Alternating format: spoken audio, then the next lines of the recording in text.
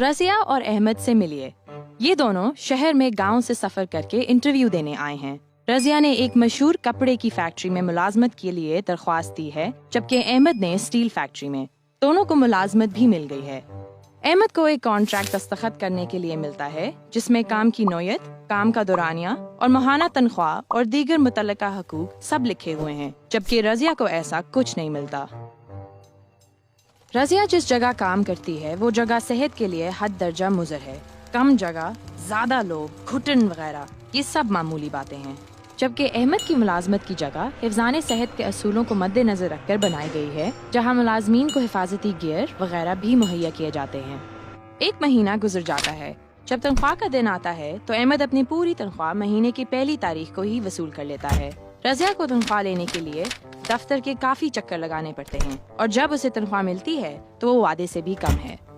ایک بدقسمت دن دونوں کام کے دوران زخمی ہو جاتے ہیں۔ احمد کو فوراً رخصت مل جاتی ہے اور اس کے ہسپتال کے اخراجات بھی ادا کیے جاتے ہیں، جبکہ رضیہ گھر میں بے حال و پریشان بیٹھی ہے۔ اس کے پاس ہسپتال کے اخراجات کے پیسے نہیں ہیں۔ وہ پریشان ہے کہ اگر وہ اپنے کام پر نہ گئی تو اس کی تنخواہ میں سے اس کے پیسے بھی کاٹے جائیں گے۔ جب رضیہ کچھ دنوں کے بعد واپس دفتر جاتی ہے تو اس کا باس چھٹیوں کی وجہ سے اس سے ناراض ہے۔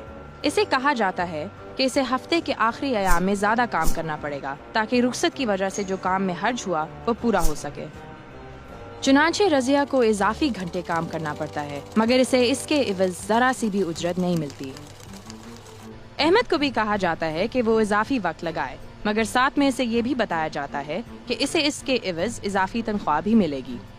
کچھ دنوں کی سخت محنت کے بعد رضیہ کو افواہیں سننے کو ملتی ہیں کہ بجٹ میں کٹوتی کے باعث کچھ لوگوں کو ملازمت سے فارغ کیا جا رہا ہے۔ چنانچہ وہ اپنے باس سے رابطہ کرتی ہے، جو اسے یقین دلاتا ہے کہ ایسا کچھ نہیں ہوگا، مگر یقین دہانی کے باوجود اسے چند دنوں بعد ملازمت سے برخاست کر دیا جاتا ہے۔ اس کے برعکس احمد کو باقاعدہ طور پر خبر دی جاتی ہے کہ نازک مالی حالات کے پیش نظر کمپنی جلد بند ہونے والی ہے، مگر اسے 1 مہینے کا وقت اور تنخواہ دی جاتی ہے تاکہ اسے کوئی اور ملازمت تلاش کرنے میں سہولت ہو۔ احمد اور رضیہ دونوں اپنے گاؤں واپس جاتے ہیں۔ رضیہ گاؤں والوں کو اپنے ساتھ ہونے والی مسلسل ناانصافیوں کے بارے میں بتاتی ہے۔ احمد کو یہ سن کر دھچکا لگتا ہے کیونکہ اس کا تجربہ بالکل مختلف ہے۔